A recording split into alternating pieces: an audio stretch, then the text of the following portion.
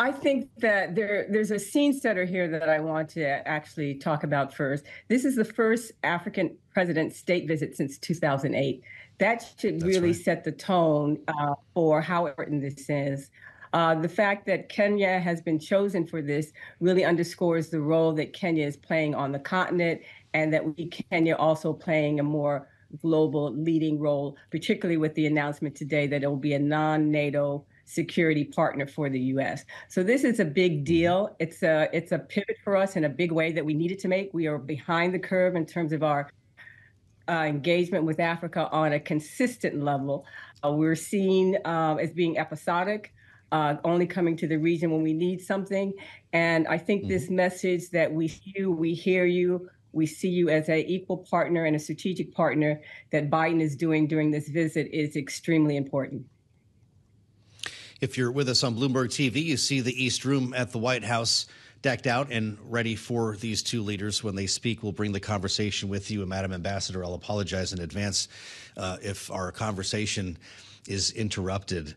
There are a lot of audiences for the event that you just described, and China is one of them. To the extent that countries like Kenya have been left carrying heavy debt loads as a byproduct of the Belt and Road Initiative in China, what can the U.S. do to help? Is it through private enterprise, private investment, as this administration is saying, or does the government need to help here as well? All of those combined, vis-a-vis China, we are behind the curve. In this visit, though, you'll see that we're focused on a number of things. There was a business roundtable that was held at the White House as well. There's a $1 billion deal on the table with Microsoft. You had visits to Coca-Cola. You had a state visit. Also, he went to Atlanta and met with business leaders there. And so it is a very multifaceted thematic trip. It is not only the security message, it's not only the democracy message, but it is the trade and investment message. American businesses want to trade with a country like Kenya because of its history of democracy, and we need to step up as the U.S. government to do more. You'll see that Prosper Africa, all the government agencies on the development and business side are very much involved in this visit, and they're excited about it from a trade perspective, from a foreign direct investment perspective. So all of those things are playing in this visit. And for those of us who worked on Africa for years, we see this as a big plus, not only for the U.S., but for the image that the U.S. is really getting it, that they need to be involved with Africa in a much more deep and comprehensive way. Does Joe Biden need to go there now? I think so. He had mentioned it earlier in his tenure. I know things on the ground in the world have changed so drastically, so I don't know whether that will happen between now and November. Realistically, I get that.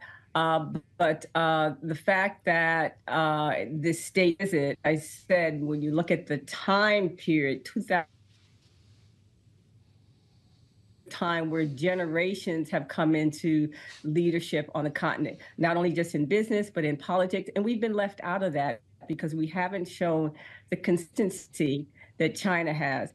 And whatever criticisms that you have about China in terms of debt, those are true, but China can pivot faster than we can, and they have understood that, and they are trying to address that. But the other thing that I will say that China has had an annual meeting with African heads of state the 1990s, since at the end of the 1990s. And so you have this longevity there of consistency, including the foreign minister, which would be the equivalent of Secretary Blinken, going to the continent every single year at the beginning of the year without fail for all of that period of time. So we haven't shown this consistent engagement. And I think that I can't tell you how important this visit is. It sends so many messages in the right direction, and I really commend the administration for moving in that direction in such a high-level way. Well, it is pretty amazing. We remember the investments that George W. Bush made as a Republican president. You were there for it as ambassador to the Congo, and there's been a bit of an interruption. To your point, it's been 16 years. How long will it be before there's another? Well, I'm hoping that this is a wake-up call overall that, Africa is is here. It will have the largest population in the world in collectively, I mean, combined, in about a decade out. Right now, it's on track to have the largest working age population combined. That means if you combine the entire rest of the world, the African continent will have the largest working age population in about 10 years.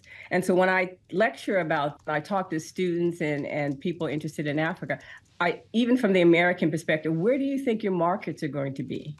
Who do you think your local and economic leaders are going to be? Where they're going to be? They're going to be on the continent, and they're starting now, and you see that now.